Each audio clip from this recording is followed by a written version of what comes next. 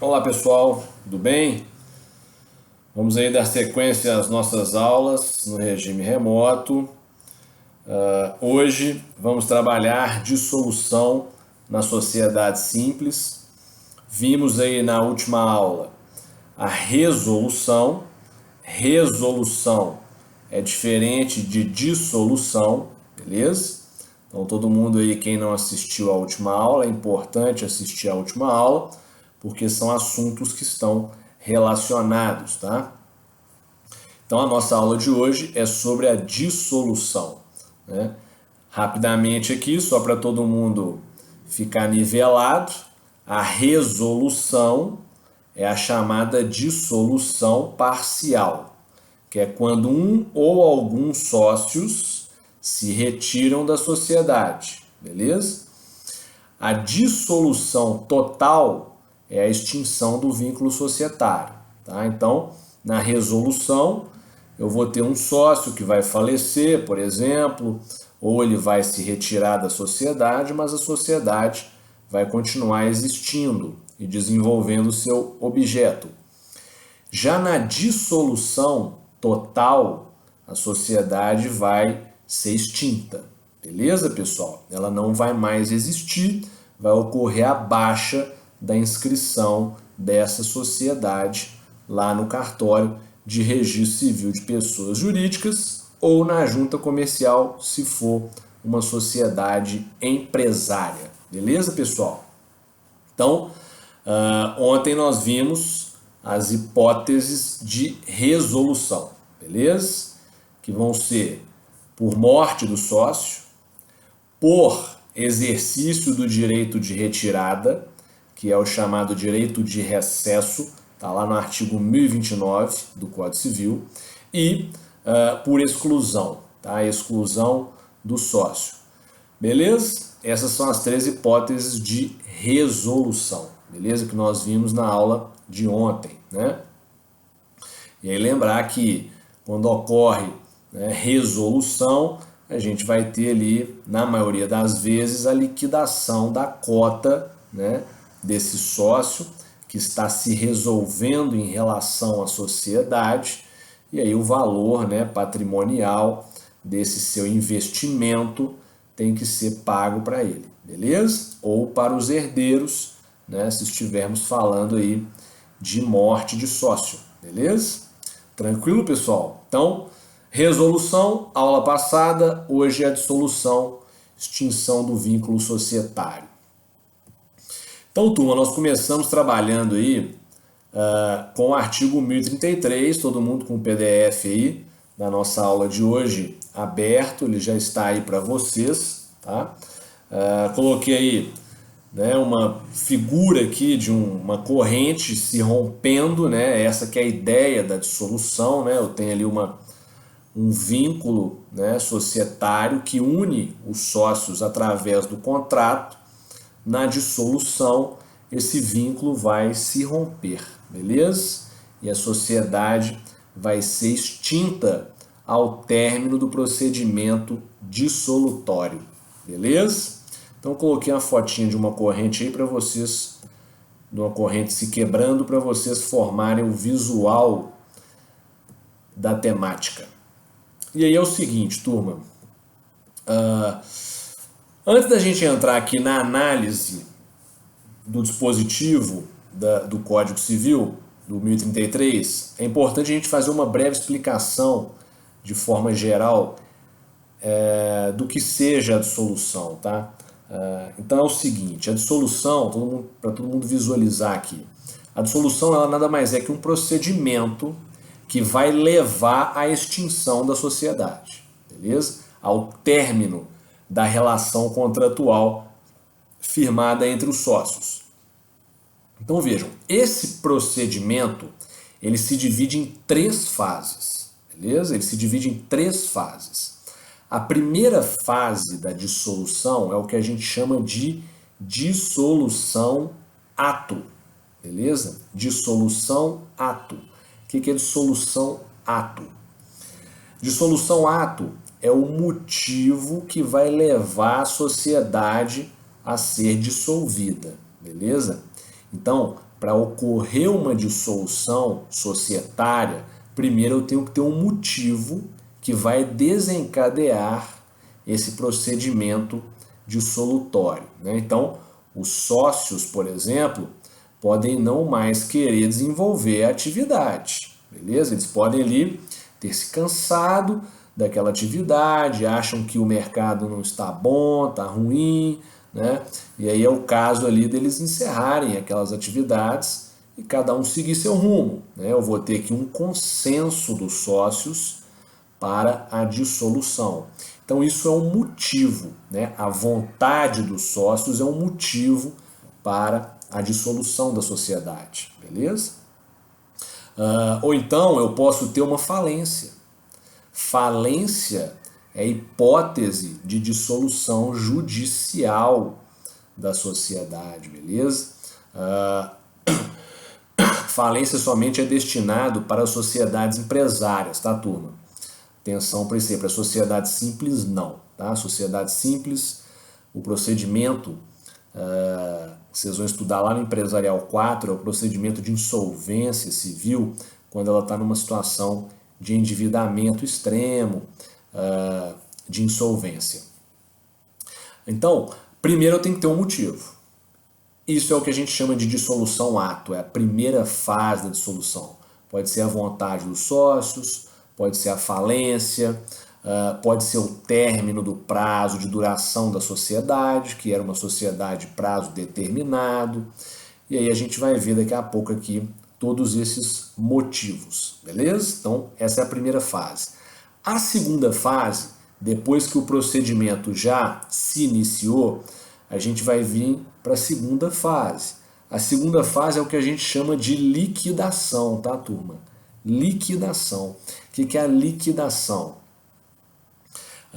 Essa sociedade, antes de ser terminada, tem que se saldar todas as dívidas da sociedade, né? Isso é a liquidação, tá? A liquidação nada mais é que realizar o ativo da sociedade e solucionar o passivo da sociedade. Então, o ativo da sociedade, os bens que guarnecem ali a sociedade, eles vão ter que ser vendidos, vão ter que ser alienados, né? Todo o patrimônio social, tá? O valor obtido com a venda desses bens vai ser destinado ao pagamento dos credores da sociedade. A sociedade possui dívida no mercado, né? Então, tem que pagar esses credores para só depois encerrar a atividade, beleza? Então, essa é a liquidação, tá? Nada mais é que realizar o ativo, solucionar o passivo, beleza? Transformar o patrimônio da sociedade em dinheiro, pagar os credores, beleza? Essa, portanto, é a segunda fase. A terceira e última fase da dissolução é o que a gente chama de partilha, tá? Ou seja, depois que realizou o ativo, solucionou o passivo, pagaram-se os credores, sobrou dinheiro, então a gente vai agora partilhar esse patrimônio remanescente da sociedade entre os sócios. Beleza, pessoal? Então, 3 fases: dissolução ato, liquidação, partilha. Tranquilo? São as 3 fases do procedimento de dissolução total de uma sociedade. Beleza? Tranquilo? E aí, depois, né, que foi feita a partilha, né, nós vamos ter ainda uma formalização, né, regra geral, tá, turma? Através do chamado distrato, né? Eu vou ter um distrato, né, que nada mais é que o documento oposto ao contrato, né? Quando as partes celebram o contrato de sociedade, elas elaboram ali o acordo de vontades, né?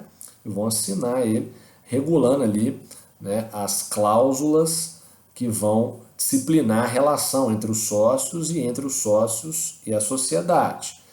Quando a sociedade vai à dissolução, né, os sócios vão celebrar o distrato, né? Então vocês, advogados aí de sociedades empresárias, etc., né? Por vezes, vocês vão ser chamados a formalizar um distrato para os sócios, né? Na qual ali a sociedade vai estar deixando de existir e todas as obrigações remanescentes que porventura, né, ainda existirem, vão estar endereçadas ali nesse documento, que é o distrato. O distrato, da mesma forma que o contrato, ele tem que ser encaminhado para averbação na junta comercial, se for sociedade empresária, ou no cartório, se for sociedade simples. Beleza, pessoal? Tranquilo? Vocês estudam a figura do distrato lá em Teoria Geral dos Contratos, Direito Civil 2, né? Vocês devem estar estudando agora a figura do distrato, né? O distrato está regulado lá no Código Civil. É o que a gente chama de resilição bilateral do contrato, né? Resilição bilateral do contrato. Beleza? Tranquilo isso aqui? Então vamos lá, turma. Já visualizamos aí que são 3 fases. Agora vamos analisar os dispositivos legais e ir verificando essas fases ao longo do estudo da norma. Primeiro artigo que a gente trabalha é o 1033. O 1033 nada mais vai fazer que relacionar as hipóteses de dissolução-ato, ou seja, os motivos ensejadores do procedimento de dissolução. Beleza? Então ele vai falar assim, ó, dissolve-se a sociedade quando ocorrer, 2 pontos. Inciso 1º, o vencimento do prazo de duração, salvo se, vencido este e sem oposição de sócio, não entrar a sociedade em liquidação, caso em que se prorrogará por tempo indeterminado. Então o que é isso aqui, turma? Esse primeiro inciso está falando da sociedade de prazo determinado, né? Eu já expliquei para vocês aí em aulas passadas, né, quando é que eu tenho a figura, né, comumente eu tenho a figura de uma sociedade de prazo determinado, né, que é aquelas sociedades que são constituídas para procedimentos, para projetos específicos, né, contratação com o poder público, disputar uma licitação, né? É o que a gente vai chamar aí no mercado de joint venture, tá? Joint venture, aventura conjunta, né? Eu tenho ali 2 sociedades que querem formar uma parceria para disputar um contrato com o poder público e elas vão formar uma sociedade e a ideia delas não é ficar contratadas o resto da vida, né? Nessa sociedade, né? Elas querem apenas disputar ali um contrato com o governo e executar o objeto e depois cada uma seguir o seu caminho. Então elas podem celebrar uma sociedade de prazo determinado, né, para a realização de um propósito específico, que a gente chama de SPE, Sociedade de Propósito Específico. Então qual que é a ideia do inciso 1º? Se a sociedade é de prazo determinado e ocorreu o vencimento desse prazo, é óbvio que eu tenho uma hipótese de dissolução, beleza? A não ser que os sócios deem continuidade à atividade, né? E não ingressem no procedimento de dissolução, né? Eles deixam a sociedade continuar executando o seu objeto. Então, tacitamente ali, entende-se que a sociedade teve o seu prazo de duração prorrogado. Agora, por tempo indeterminado, beleza? É o que diz o inciso 1º, muito simples, né? Se eu estou numa sociedade, eu e mais uma pessoa, venceu o prazo de duração, nós dois o negócio está indo bem, a gente não tem interesse em encerrar as atividades, então a gente vai continuar executando o objeto normalmente e aí aquela sociedade ali agora passa a ser uma sociedade de prazo indeterminado, beleza? Então esse é o inciso 1º. O inciso 2º vai tratar do consenso unânime dos sócios. Aqui é a vontade dos sócios, né? Tá todo mundo de acordo, né? Aqui na sociedade simples, né, quando o contrato social não define outra forma de consentimento para a dissolução da sociedade por vontade dos sócios, tem que ser consenso unânime, tá? Ou seja, todos os sócios têm que estar de comum acordo com a dissolução. Então tá todo mundo ali, ó, todo mundo chegou no consenso de que o melhor é encerrar as atividades e cada um seguir o seu caminho. Então é o consenso unânime dos sócios como motivo, né, de dissolução da sociedade, tá? É a vontade dos sócios que leva à dissolução. Todos eles têm que estar de acordo. O inciso terceiro vai falar da deliberação dos sócios por maioria absoluta na sociedade de prazo indeterminado. Então, o que é isso aqui? Se eu estou numa sociedade de prazo indeterminado, então a votação para a dissolução da sociedade vai ter que ser por deliberação de maioria absoluta dos sócios. Ou seja, o que é maioria absoluta?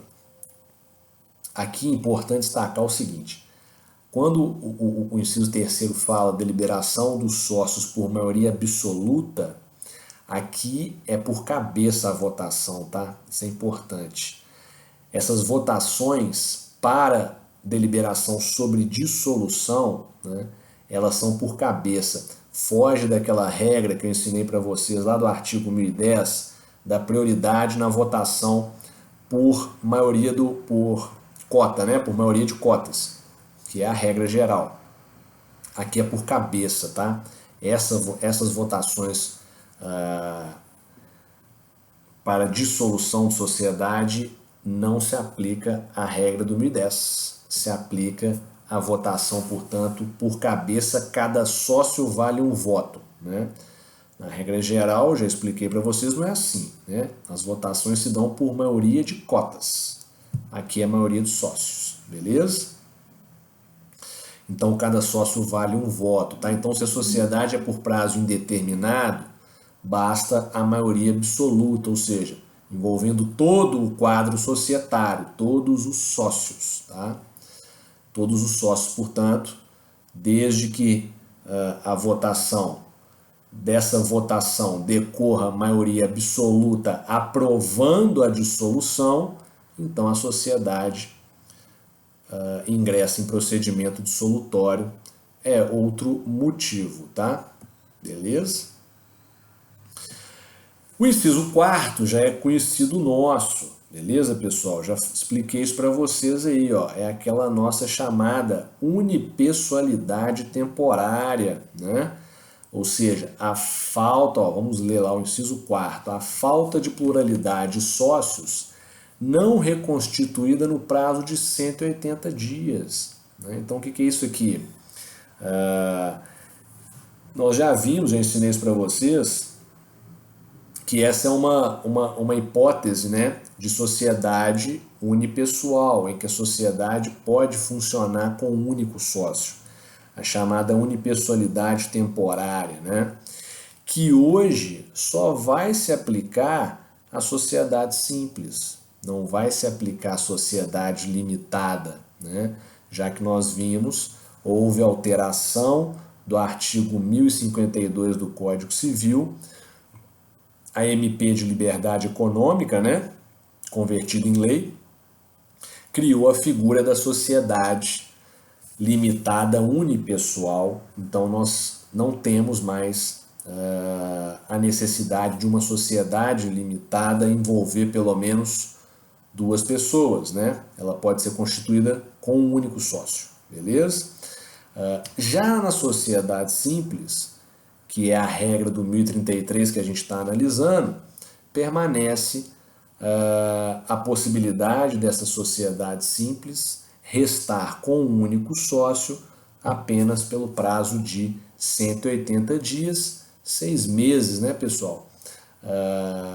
Em que o sócio que sobrou ali, ó, seja porque o outro saiu ou faleceu, né, aquele sócio que sobrou, ele vai ter que conseguir outros sócios nesses 180 dias, sob pena de ter que se transformar, beleza? Ou ele se transforma, né, No nosso caso, né, se for sociedade empresária, né, ele teria que se transformar em empresário individual ou EIRELI, né, ou sociedade limitada unipessoal, né, agora com a MP, tá? Aqui no nosso caso, sociedade simples, aí ele vai passar a ser um profissional liberal agindo aí de forma autônoma, tá? Lá na sociedade de advogados, nós vamos ter a figura da sociedade unipessoal de advocacia, tá? Então, aquela sociedade de advogados, que é uma sociedade simples, né? Se ela restar com um único sócio, tem que cumprir a regra aqui dos 180 dias, sob pena dessa sociedade, daquele sócio remanescente nela, ter que se transformar na sociedade unipessoal de advocacia, tá? Que é regulada pela Lei 8.906 de 94, que é o Estatuto da OAB. Beleza? Tranquilo isso aqui? Então, o inciso 4º, todo mundo destaca aí, eu já tinha falado isso para vocês em sala de aula, inclusive, ele continua válido para a sociedade simples, não vai se aplicar à sociedade limitada, beleza? Em razão da nova legislação aí de liberdade econômica. E por último, turma, nós temos aí como motivo ensejador da dissolução a extinção na forma da lei de autorização para funcionar, né? Existem algumas sociedades que elas necessitam de autorização para funcionar, né? Então, por exemplo, eu tenho uma sociedade que opere uma escola, né? Ela precisa de autorização do governo, né? Tem que ter autorização do MEC para funcionar, etc. Tá? Então, e outras, né? Outras atividades, por exemplo, uma sociedade que seja um consultório de medicina, tem que ter autorização também para funcionar, né? Então, toda vez que essa autorização ela for extinta, obviamente, será caso de dissolução, levar essa sociedade ao seu término. Beleza, turma? Então, o 1033 ele define aí as hipóteses de dissolução, né? Ato, ou seja, a primeira fase do procedimento dissolutório, né? Aconteceu qualquer uma dessas hipóteses, né? Então a sociedade ingressa em procedimento de dissolução. Beleza, pessoal? Tranquilo? Cuidado aí com a unipessoalidade temporária aqui do inciso 4º, tá? Diante da chamada sociedade limitada unipessoal. Vamos lembrar disso, tá? Isso vai ser cobrado a partir de agora muito em prova, né? Em exame de OAB, tá? Em concurso público. Lembrar que essa regrinha do inciso 4º, ela não se aplica mais lá de forma subsidiária à sociedade limitada, tá? Ela vai ser aplicada aqui agora tão somente na sociedade simples e nas demais sociedades empresárias reguladas no Código Civil, que são a sociedade em nome coletivo e a sociedade em comandita simples, beleza? Sociedade limitada está fora. Tranquilo, pessoal? Não conseguiu outro sócio em 180 dias, o sócio vai ter que dissolver a sociedade, o remanescente, ou, se for sociedade de advogados, transformar na sociedade unipessoal de advocacia. O parágrafo único vai falar aí, ó, dessa transformação. Olha o que ele vai falar, ó. Não se aplica o disposto no inciso 4º caso o sócio remanescente, inclusive na hipótese de concentração de todas as cotas da sociedade sob sua titularidade, requeira no Registro Público de Empresas Mercantis a transformação do registro da sociedade para empresário individual ou para empresa individual de responsabilidade limitada, observado no que couber o disposto nos artigos 1113 a 1115 deste Código. Ou seja, o que ele está falando aqui para nós? Aquela ideia lá da sociedade empresária, né? Ficou com um sócio só? Pode transformar em empresário individual ou em EIRELI. E agora, com a alteração legislativa, em sociedade limitada unipessoal. Beleza, pessoal? Tranquilo? É isso aí, beleza? O parágrafo único do 1033, percebam que ele está se referindo às sociedades empresárias, né? Ou seja, mostrando aí como as normas da sociedade simples se aplicam de forma subsidiária às sociedades empresárias, beleza? Coloquei para vocês doutrina do professor Fábio Ulloa, detalhando aí, né, essa ideia. Coloquei aqui também o Ricardo Fius e o Newton de Luca, comentando aí o artigo 1033, tá, turma? E aí a gente chega aqui na dissolução judicial, né, do 1034. O 1034 ele vai colocar duas hipóteses, né, em que a sociedade ela pode ser dissolvida judicialmente. Isso aqui é importante todo mundo visualizar, porque qual que é a ideia aqui? A sociedade, né, ela pode ser dissolvida de forma judicial ou extrajudicial, tá? Pode ser dissolvida de qualquer uma dessas formas, tá? Judicial, através de um procedimento dissolutório, né, movido por meio de uma ação judicial, beleza? Ou de forma extrajudicial, que aí vai ser ali por vontade dos sócios, celebração do chamado distrato, né, e arquivamento desse distrato na junta ou no cartório, beleza? Porém, em alguns casos, essa dissolução judicial, essa dissolução da sociedade pode se dar de forma judicial, beleza? Se eu tiver conflito, por exemplo, entre os sócios, né, uma parte dos sócios quer a dissolução, outra parte não quer a dissolução, e aí a gente pode ter uma situação de judicialização dessa dissolução, beleza? O artigo 1034 ele vai destacar duas hipóteses, né, em que pode ocorrer a dissolução judicial.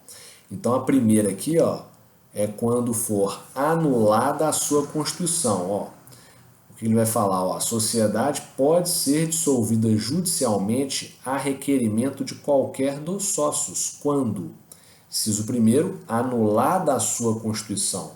Então, eu tenho uma situação em que um sócio, né, ele identificou ali algum vício no contrato, né, alguma nulidade no contrato, e aí ele vai pleitear judicialmente a anulação desse contrato, desse ato constitutivo, né? Então eu posso ter situação de incapacidade de parte, o objeto da sociedade foi ilícito, né? Vamos lembrar lá dos requisitos de validade de todo contrato, né? De todo negócio jurídico, que estão lá no artigo 104 do Código Civil. Agente capaz, objeto lícito, possível, determinado ou determinável e forma prescrita ou não defesa em lei, tá? Então, o sócio, de repente, ele pode ter se encontrado numa situação em que a sociedade está desenvolvendo um objeto ilícito, né? Ele não está de acordo com aquela atividade, ele então vai pleitear a dissolução judicial desse negócio, né? Objetivando aí anular a Constituição, tá? O contrato social, beleza? Ou porque de repente nós temos ali nessa sociedade agora um incapaz, né? Um dos sócios, por exemplo, né, foi acometido de uma doença grave mental, se tornou incapaz, né? Aquele sócio não pode mais fazer parte da sociedade e a falta dele na sociedade, né, gera prejuízo para o negócio, porém os demais sócios não concordam, né, que seja caso de incapacidade, às vezes o próprio incapaz não concorda, né, é uma situação bem complicada aí, né. Então a gente pode ter uma judicialização dessa questão, e aí uma das estratégias é esse sócio pleitear a anulação da constituição do contrato social, beleza? Judicialmente. No segundo inciso do 1034, nós temos exaurido o fim social ou verificada a sua inexequibilidade. Tá? Então, o que é isso aqui? Vamos supor que eu tenho uma sociedade, né? E essa sociedade, ela, ela, ela, ela foi formada para explorar uma mina de cobre, tá? De exploração de cobre ou exploração de bauxita, né, em determinada localidade aí no interior de Minas Gerais, né? E aí o que vai acontecer aqui? A mina vai se exaurir, né? Não tem mais, né, minério ali, não tem mais bauxita, não tem mais o que ser extraído ali daquela mina, tá? Então aquela sociedade não faz mais sentido, porque ela foi criada justamente para explorar aquele negócio, né, de extração de determinada substância, beleza? A substância se exauriu, um poço de petróleo que não tem mais produtividade, por exemplo, né? Então o fim social, né, ou seja, o motivo pelo qual a sociedade foi criada, né, ele passa a ser inexequível, né? Não há mais petróleo a ser extraído, não há mais minério a ser extraído, então não faz mais sentido a existência da sociedade. Aquele sócio ali, ó, qualquer dos sócios pode então dar início a um procedimento judicial de dissolução da sociedade, beleza, pessoal? É essa que é a ideia.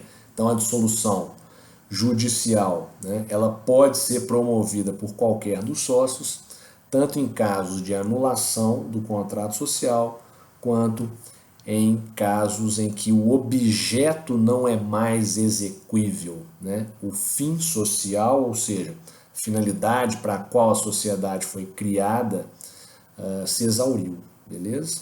Tranquilo? Qualquer dos sócios, então, pode dar início a esse procedimento de dissolução que vai culminar com a extinção da sociedade, tá? Vai passar pela liquidação, que eu expliquei para vocês, a partilha do patrimônio remanescente e a baixa da inscrição dessa sociedade na junta ou no cartório. Beleza? Tranquilo? Coloquei para vocês aqui uma doutrina do Ricardo Fioso do Newton de Luca, detalhando essa questão.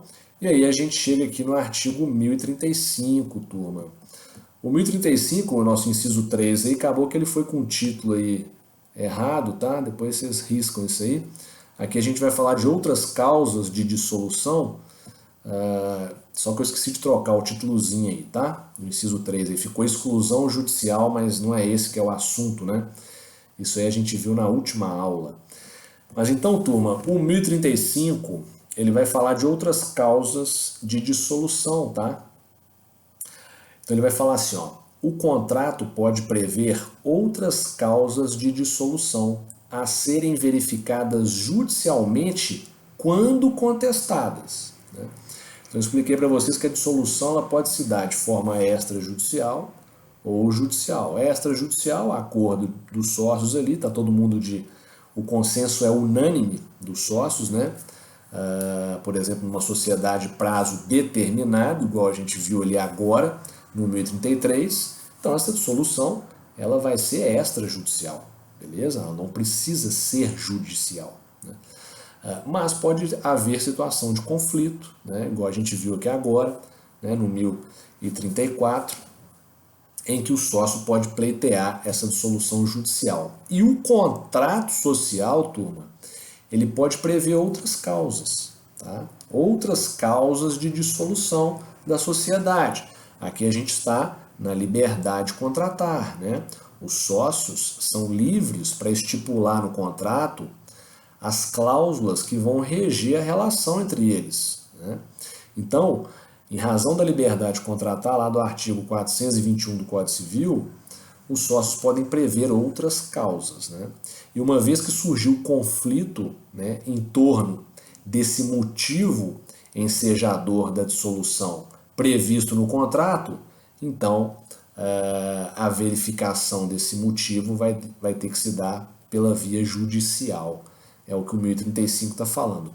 Na nossa cabeça a gente tem que gravar o seguinte: toda vez que houver conflito entre os sócios acerca da dissolução da sociedade, havia a ser seguida é a judicial, obviamente, beleza? A não ser que a gente esteja em sociedades maiores, né, em sociedades empresárias aí já de grande porte, em que haja no contrato social ou no estatuto, né, a previsão de arbitragem, tá? De aplicação de método alternativo de solução de controvérsia. Né? Pode ser o caso também da discussão acerca dessa dissolução ser resolvida pela via arbitral. Tá? Eu até já coloquei para vocês aí em aulas passadas uma fotinha lá da Camarb, né? Da Câmara de Arbitragem Empresarial, beleza? Brasil, que fica ali na Avenida do Contorno, aqui em Belo Horizonte. Beleza, turma? Na Savassi. Então, essa que é a ideia. O contrato pode prever outras causas de dissolução. Beleza, pessoal? Tranquila? Tranquilo aí? Então, ótimo. Ocorreu confusão, briga na sociedade entre os sócios? Aí a dissolução tem que ser judicial, tá? Ação de dissolução total. Beleza? Esse que é o caminho, pessoal. É só quando a gente está de comum acordo, né? Ou quando a gente tem ali, por exemplo, na sociedade de prazo indeterminado, né? A aprovação por maioria absoluta, né, dos sócios, aí eu vou ter uma dissolução extrajudicial, tá? Porque o motivo, né, já está previsto na própria legislação, é o que a gente chama de dissolução de pleno direito, tá? A hipótese já está prevista, ela se configurou, é caso de dissolução, beleza? Da sociedade, não há discussão. Né? Eu expliquei isso para vocês na última aula. É o que a gente chama de pleno direito, né? Ocorreu o fato já está regulado ou no contrato ou na lei, né? Então a sociedade vai iniciar o procedimento de dissolução, né? Que é o 1033 ali, né? Consenso unânime dos sócios, aprovação por maioria em sociedade prazo indeterminado, né? Vencimento do prazo de duração, beleza?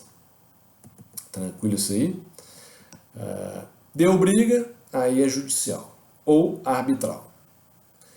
Aí a gente chega aqui no 1036, que é importantíssimo, que a gente entra aqui, turma, na segunda fase do procedimento de dissolução, que é a liquidação que eu expliquei para vocês. Liquidação, recapitulando, o que é a liquidação? A segunda fase. Primeira fase, dissolução ato, é o motivo que vai levar a sociedade a ser dissolvida. Depois que ocorreu o motivo, aí a gente vai para a liquidação, que é dois procedimentos básicos: realização do ativo, solução do passivo, beleza? Transformar aquele patrimônio da sociedade, né, os estabelecimentos empresariais, o maquinário, tá? Transformar tudo aquilo ali em dinheiro, pagar os credores da sociedade e sobrou dinheiro, aí a gente vai para a terceira fase do procedimento, que é a partilha, tá? Entre os sócios, cada um fazendo jus ali a uma parcela desse patrimônio remanescente proporcional à sua participação no capital social, ao tanto que possui, né, de cotas dessa sociedade, beleza? Na liquidação, que a gente vai encontrar no 1036, nós temos a figura do liquidante, turma, que é a pessoa responsável por esse procedimento de realização do ativo e solução do passivo. Então vamos lá ao 1036, olha o que ele vai falar. Ó. Ocorrida a dissolução, cumpre aos administradores providenciar imediatamente a investidura do liquidante e restringir a gestão própria aos negócios inadiáveis, vedadas novas operações pelas quais responderão solidária e ilimitadamente. Parágrafo único. Dissolvida de pleno direito a sociedade, pode o sócio requerer desde logo a liquidação judicial. Então, o que é isso aqui, turma? Prestem atenção. Muito simples. O liquidante é a pessoa responsável pela liquidação da sociedade, essa segunda fase, tá?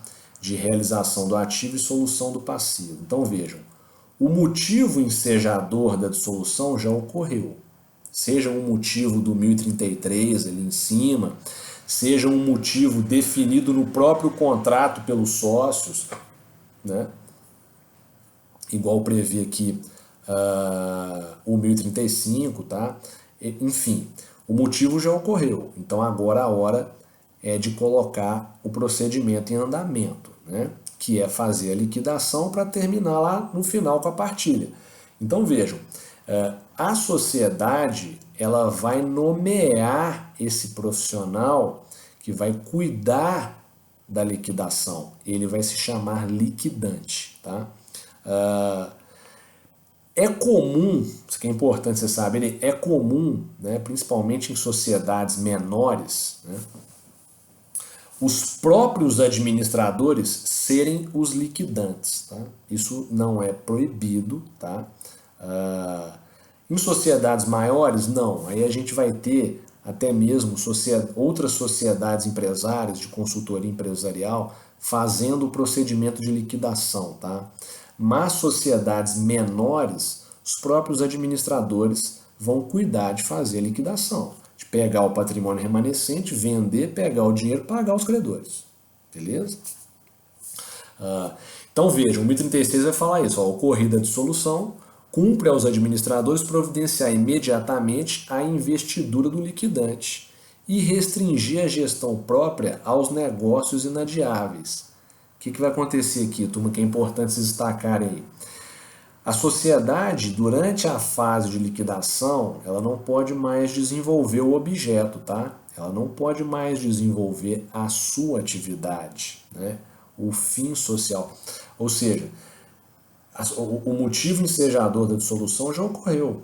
Então a dissolução ato já se configurou. Agora a sociedade ela está no procedimento de terminação. Então, ela não pode mais continuar desenvolvendo o objeto, né? Seja ele qual for lá, o objeto era exercício da advocacia, era um consultório médico, odontológico, aqui em se tratando de sociedade simples, né? Ou em se tratando de sociedade empresária, que essa regra também se aplica lá à sociedade empresária, né? Em se tratando de sociedade empresária, se for, se era, por exemplo, uma sociedade que explorasse uma mina de minério, né, de ferro, etc., a mineração teria que cessar, beleza? Não pode continuar, né, enquanto a sociedade já iniciou o procedimento de dissolução, tá? E aí tem a consequência se isso acontece, né? A consequência está aqui, ó. Vedadas novas operações, pelas quais responderão solidária e ilimitadamente. Né? Então, se os administradores eles dão sequência nas atividades da sociedade, mesmo com ela em liquidação, a consequência para eles é a responsabilidade ilimitada e solidária, tá? É isso, beleza? Ou seja, está na fase de liquidação, agora nós vamos somente executar as atividades de liquidação, que é vender o ativo e solucionar o passivo, tá? E atender ali aquelas atividades, né, aqueles negócios que são inadiáveis, né, que tem que ser cumpridos, né, para viabilizar a finalização da empresa. Beleza, pessoal? Novas operações, continuar desenvolvendo atividade, isso não pode, tá? Beleza? E aí o parágrafo único, ele vai destacar lá, ó, dissolvida de pleno direito a sociedade, pode o sócio requerer, desde logo, a liquidação judicial. Então o que é isso aqui? Muito simples. A dissolução de pleno direito é aquela que eu expliquei para vocês, está lá no 1033, né? Ocorreu o fato, né? Ocorreu o consenso unânime dos sócios, por exemplo, numa sociedade prazo determinado. Então, os administradores da sociedade, conforme detalhe o 1036, eles têm que providenciar imediatamente a investidura do liquidante, né? Realizar ativo, solucionar passivo. Se isso não acontece, né? Se isso não acontece, aí o parágrafo único autoriza quem? O sócio a requerer a chamada liquidação judicial, né? A liquidação, ela não é um processo exclusivamente judicial, tá, turma? Não. Pode ser tranquilamente extrajudicial, né? Mas, se os administradores da sociedade, que são as pessoas responsáveis, né, por iniciar o procedimento de liquidação, se quedarem inertes, então atribui-se ao sócio a possibilidade de providenciar essa liquidação judicialmente, né? Ou seja, através de uma ação judicial de liquidação, beleza? Ou seja, para que seja realizado ativo e solucionado passivo. É isso, beleza? A obrigação de fazer isso são dos administradores. Se eles se quedarem inertes, se isso não for levado adiante, aí passa aí a faculdade ao sócio de promover a liquidação, agora não mais extrajudicial, mas judicial, tá? E aí lembrar, né, turma, que administrador que deixa de cumprir com a sua obrigação responde perante a sociedade, né? Atos de culpa ou dolo no exercício da função. Já vimos lá a regrinha do artigo 1016 do Código Civil. Beleza, pessoal? Aí a gente chega aqui em hipótese de liquidação judicial, tá? No 1037, em que o MP, né, vai promover liquidação. Então vamos lá para o 1037, que essa regrinha ela é importante, turma. Olha só, olha o que o 1037 vai falar. Ó. Ocorrendo a hipótese prevista no inciso 5º do artigo 1033, o Ministério Público, tão logo lhe comunique à autoridade competente, promoverá a liquidação judicial da sociedade se os administradores não tiverem feito nos 30 dias seguintes à perda da autorização ou se o sócio não houver exercido a faculdade assegurada no parágrafo único do artigo antecedente. Parágrafo único. Caso o Ministério Público não promova a liquidação judicial da sociedade nos 15 dias subsequentes ao recebimento da comunicação, a autoridade competente para conceder a autorização nomeará interventor com poderes para requerer a medida e administrar a sociedade até que seja nomeado o liquidante. Então, o que é isso aqui, turma? Presta atenção. O inciso 5º do 1033, todo mundo volta aí, quem não está com ele na cabeça, é aquela hipótese de dissolução de pleno direito por extinção da autorização para funcionar. Então, é uma sociedade que depende de autorização para funcionar, né? E aí o órgão competente para conceder essa autorização vai revogar essa autorização, beleza? Então, essa autorização para funcionar vai ser extinta, né? Então, nesse caso do inciso 5º, portanto, qual que é a função do MP aqui, ó? Ocorrendo a hipótese prevista no inciso 5º, o Ministério Público, tão logo lhe comunica a autoridade competente, promoverá a liquidação judicial da sociedade se os administradores não tiverem feito. Então, lembrem-se, obrigação para iniciar o procedimento de liquidação é sempre dos administradores da sociedade, né? Então, se houve extinção da autorização para funcionar, primeiro os administradores, isso é obrigação deles, da sociedade, tem que nomear o liquidante e iniciar o procedimento de realização do ativo, solução do passivo, partilha e arquivamento do distrato na junta ou no cartório. Aqui, isso não vai acontecer. Os administradores vão se quedar inertes. Aí essa atribuição passa para o Ministério Público, beleza? Passa para o MP, beleza? Promover essa liquidação na modalidade judicial, beleza? Os administradores, vocês destaquem aí, ó, eles têm 30 dias, né, contados aí a partir da perda da autorização, né, para promover a liquidação. E aí lembrar que, da mesma forma que a gente viu aqui no artigo anterior, aquele sócio que não é administrador, né, diante dessa situação, ou seja, ele está vendo que os administradores da sociedade da qual ele faz parte não promover a liquidação, ele pode ir lá e promover a liquidação judicial, tá? Igual a gente viu no inciso anterior aqui. É a parte final do 1037 aí, ó, que começa depois da vírgula ali, ó. Ou se o sócio não houver exercido a faculdade assegurada no parágrafo único do artigo antecedente, beleza? Ou seja, o sócio, né, uma vez que os administradores não promoveram a liquidação, ele pode ir lá e promover essa liquidação de forma judicial, tá? Se ele também não fizer isso, aí é o MP que vai promover essa liquidação, beleza? E aí, no parágrafo único, nós temos a situação em que o MP se queda inerte também. O MP não promove a liquidação judicial da sociedade nos moldes do caput aí.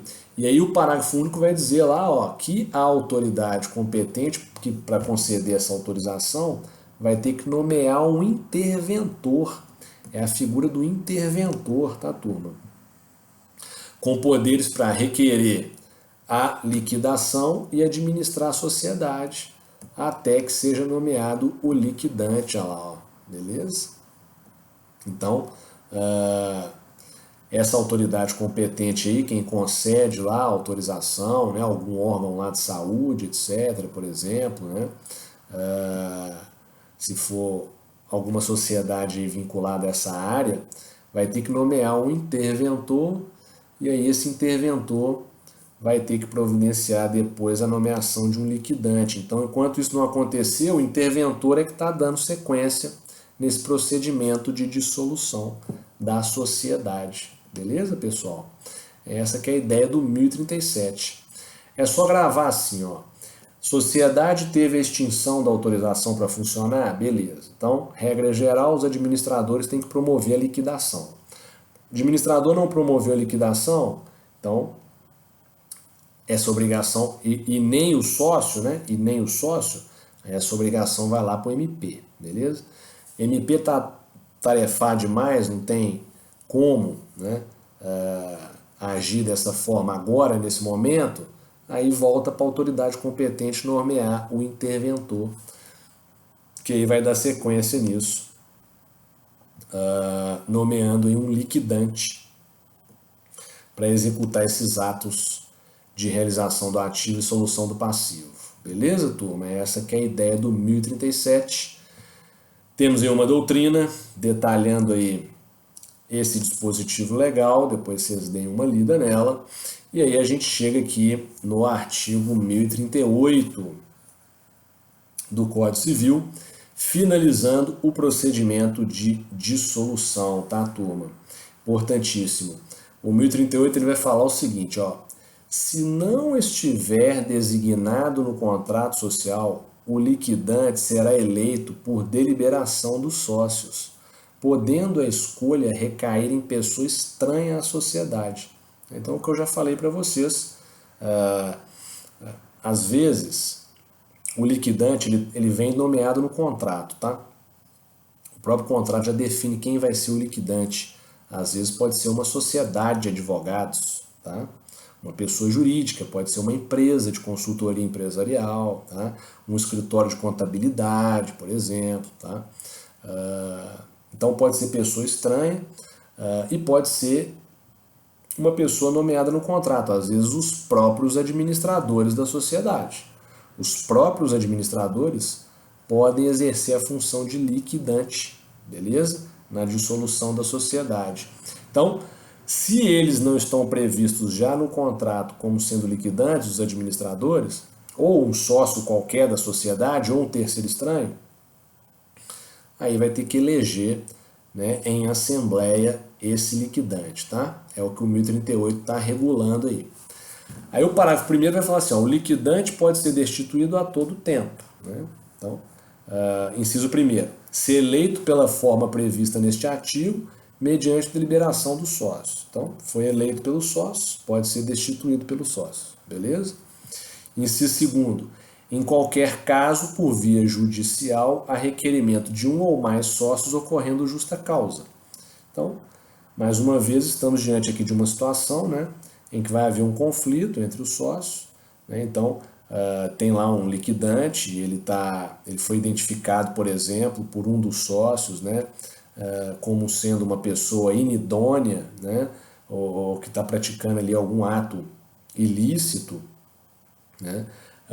Porém, os demais sócios, né, não querem a sua destituição, aí a gente pode ter a figura de qualquer sócio aí, né, movendo aí a destituição desse liquidante judicialmente, beleza? E aí ele vai ter que provar a justa causa para obter a destituição desse liquidante, tá? Parágrafo 2º vai dizer que a liquidação da sociedade se processa de conformidade com o disposto no capítulo 9 deste subtítulo.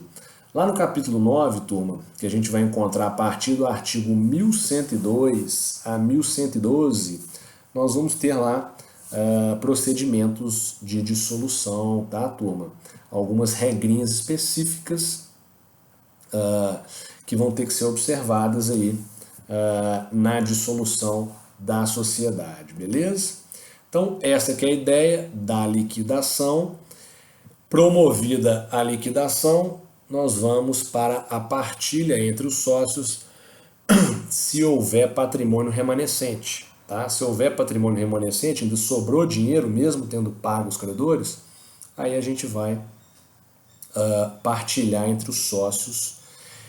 E aí o último ato, né, nesse procedimento vai ser a celebração do chamado distrato e o arquivamento desse distrato ou na junta ou no cartório. Beleza? Tranquilos aqui, pessoal? Então, muito importante, a dissolução no semestre que vem. Vocês vão aprofundar esse tema quando estiverem estudando sociedade limitada e sociedade anônima, tá? Aí vocês vão estudar ainda mais especificamente o procedimento de dissolução nas sociedades empresárias, tá?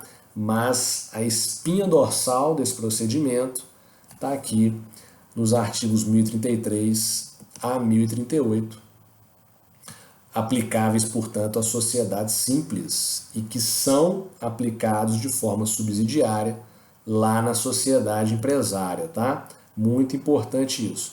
Um outro ponto aí que todo mundo tem que destacar, que é importante também, é o seguinte.